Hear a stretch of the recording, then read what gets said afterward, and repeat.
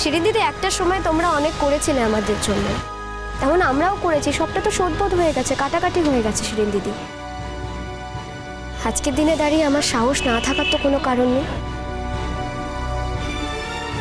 আমার মনে হয়েছিল তাই আমি জিনিসগুলো ফেরত দিয়ে এসেছিলাম। এই বিষয়ে তুমি অন্তত আমাকে কোনো কথা শোনাতে পারো না শিরিন দিদি। চুপ। সাহস কি করে, সাহস কি করে আমার সামনে দাঁড়িয়ে আমার স্ত্রীকে অপমান করার? কি সাহস দিয়েছে তোমাকে? বাহ, এক্সেলেন্ট, দারুণ পারফরমেন্স আপনার। পারফরমেন্স? আমার পারফরমেন্স কি মানে করতে চাইছো তুমি? আর একটাও বাজে কথা বললে আমার থেকে খারাপ কেউ হবে না বুদ্ধি। ঠিকভাবে কথা বলুন। তোমার কাছ থেকে আমাকে শিখতে হবে আমি কি বলবো না বলবো, আমি কি করব না করব।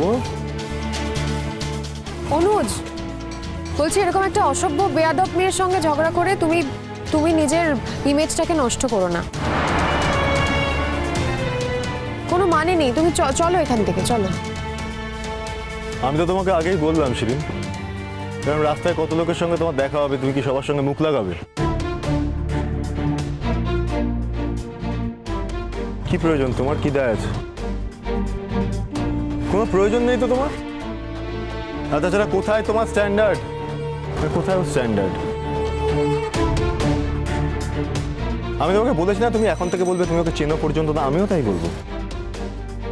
ওরকম বয়ফ্রেন্ড আছে, ওরকম প্রেমিক আছে, তার সঙ্গে কোথায় ঘুরবে যাবে, কি করবে, কি কি কীর্তি করবে, কি কি কীর্তি ঘটাবে, তার সব দায় তুমি নেবে শিরিন? নেবে না তো। তাহলে এটাই বেটার যে তুমি এখন সবাইকে বলো তুমি এই মেয়েটাকে কোনদিন চিনতে না, আমরাও তাই বলবো। সেটাই বোধহয় আমাদের সকলের জন্য ভালো, তাই না? আপনি ঠিক কি বলতে চাইছেন? আমি বেশি কিছু তো বলতে চাইছি না, আমি শুধু বলছি ফার্দার তুমি আর কোনো রকম কোনো যোগাযোগ রাখার চেষ্টা করবে না। তোমার যার সঙ্গে যোগাযোগ রাখা তুমি তার সঙ্গে যোগাযোগ রাখো। আপনাদের সঙ্গে যোগাযোগ রাখতে না আমার বই গেছে। চাই না আমি আপনাদের সঙ্গে যোগাযোগ রাখতে। আর আমি যদি আজকে উল্টো কথাটা বলি, আপনি যে সকালবেলা আমার পেছন পেছন আমার হস্টেল অবধি এসেছিলেন, সেই কথাটা আপনার স্ত্রী জানে তো? 100 বার বলেছে। তোর কি মনে আমি কিছু জানি না? অনুজ আমাকে সব বলে। ও তোর পেছন পেছন তোর হস্টেল অবধি গেছিল তোকে শায়েস্তা করবার জন্য। এবার থেকে তুই যদি আর আমাদের ডিস্টার্ব করতে আসিস, অনুজ বলেছে অনুজের ক্ষমতা অ্যাপ্লাই করবে। আমি কিন্তু কোনোদিনও আপনাদের ডিস্টার্ব করিনি, বরং আপনি আমাকে ডিস্টার্ব করেছেন। আপনার পরিবারের লোকজনেরাই আমাকে ডিস্টার্ব করেছে। অবশ্য জেঠুমনি বা অন্যান্য যারা আমাকে ভালোবাসে তাদের কথা আমি বাদ দিচ্ছি, তারা আমার কাছে আলাদা। আমি অন্তত আপনার মতো বেঈমান বা অকৃতজ্ঞ নই। আর আমাকে সব থেকে বেশি ডিস্টার্ব করেছেন তো আপনি। তাই ওপেন চ্যালেঞ্জ শুধু আপনি আমাকে নয়, আমিও আপনাকে ওপেন চ্যালেঞ্জ করছি স্যারজি। আপনি যদি আর কোনোদিনও আমাকে ডিস্টার্ব করেন, আপনি যদি আর কোনোদিনও আমার জীবনে বাধা হয়ে দাঁড়ান, আমি আপনার জীবনটা তছনছ করে দেব। হতে পারেন আপনি মস্ত বড় একজন পুলিশ অফিসার, পুলিশে চাকরি করেন, পুলিশ প্রশাসনে যাওয়ার অধিকার কিন্তু আমারও আছে। আর পুলিশের অনেকে আমাকে ভালোবাসে, তারা জানে আমি কি। তাই সাবধানে থাকার কথা শুধু আমাকে বলবেন না, আপনি নিজেও সাবধানে থাকুন।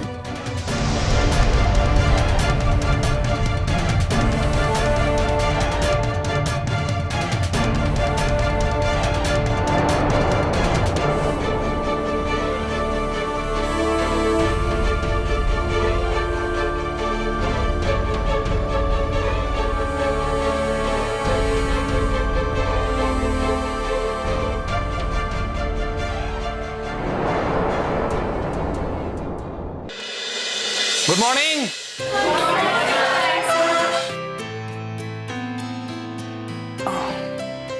আজকে আমরা পড়াশোনা করব না, আমরা অন্য ব্যাপার নিয়ে কথা বলবো। ও স্যার আর ম্যাম এসে গেছেন, আসুন। Sir, ma'am, please. Good morning, বসো বসো বসো।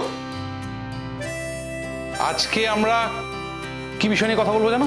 স্যার এডুকেশন এক্সকারশন নিয়ে কথা হবে বলে। দেখো, প্রথমে আমরা ডিসাইড করেছিলাম যে আমরা সমুদ্রে যাব, কিন্তু পরে আমরা ভেবে দেখলাম সমুদ্র ভীষণ বোরিং, তাই আমরা ঠিক করেছি জঙ্গলে যাব। আচ্ছা বলো তো, তোমাদের মধ্যে কতজন জঙ্গলে গেছো?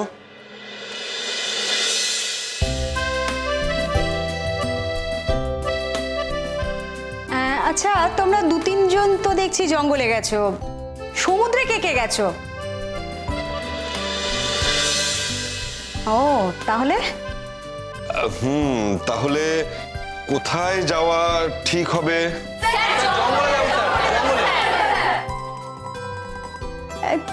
কিন্তু আমাদের তো স্যার কিছু টিকিট ফিকিট করাই হয়নি, আগে তো সব ঠিক হয়ে গেছিল। কত রকম তো কথা হয় ম্যাডাম, আমরা কথা চেঞ্জ করতে পারি না? কথা না একটু চেঞ্জ করলাম, ও টিকিট আমরা করে নেবো, অসুবিধা নেই।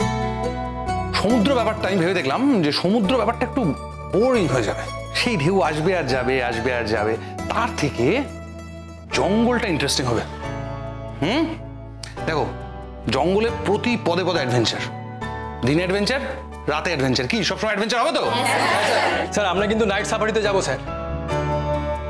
সেসব প্ল্যান আমরা পরে করব, তার আগে আমাদের অন্য প্ল্যানিং গুলো করতে হবে। কি করতে হবে তো?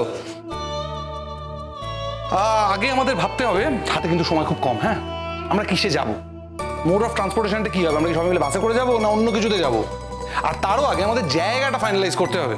তাহলে সমুদ্র না জঙ্গল?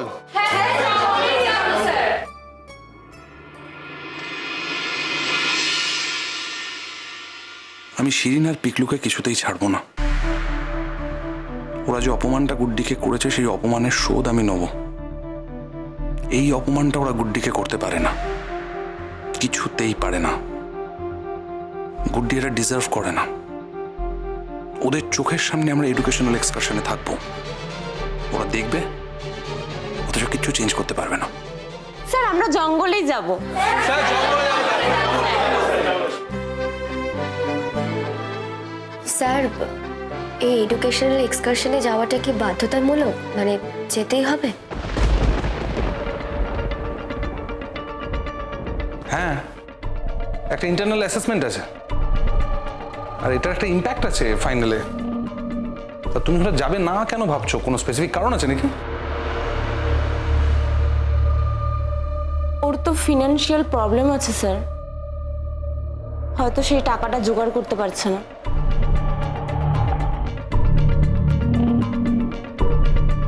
তোমরা ভুলে যাও না, ও স্কলারশিপে পড়াশোনা করে, টিউশনিও করে, ওর কোনো ফিনান্সিয়াল প্রবলেম হবে না। স্যার সেই জন্য নয়, টিউশন থেকে ছুটি পাওয়াটাও একটু সমস্যার আর কি। আর আমার স্টুডেন্টদের তো সামনে এক্সামও আছে। স্টুডেন্টদের সামনে পরীক্ষা, তোমারও সামনে পরীক্ষা। স্টুডেন্টদের ফাইনাল ইয়ার, তোমারও ফাইনাল ইয়ার। আমি শুনেছি তুমি IPS এর জন্য কোচিং ক্লাস করছো। পয়সা দিয়ে করছি না স্যার, ওই কিংসুক স্যার একটা জায়গা ঠিক করে দিয়েছে, সেখানেই করছে। এনিওয়ে, এখন তো পড়াশোনার চাপ রয়েছে, এখন টিউশনটা না করলেই নয়। স্যার আমি পরে এই বিষয় নিয়ে কথা বলি। ওকে, আজকে এখানে আমরা ক্লাস করাচ্ছি না, তাই ইনফর্মালি বলছি। দেখো, টিউশনটা এই মুহূর্তে না করাটাই বোধহয় বেটার।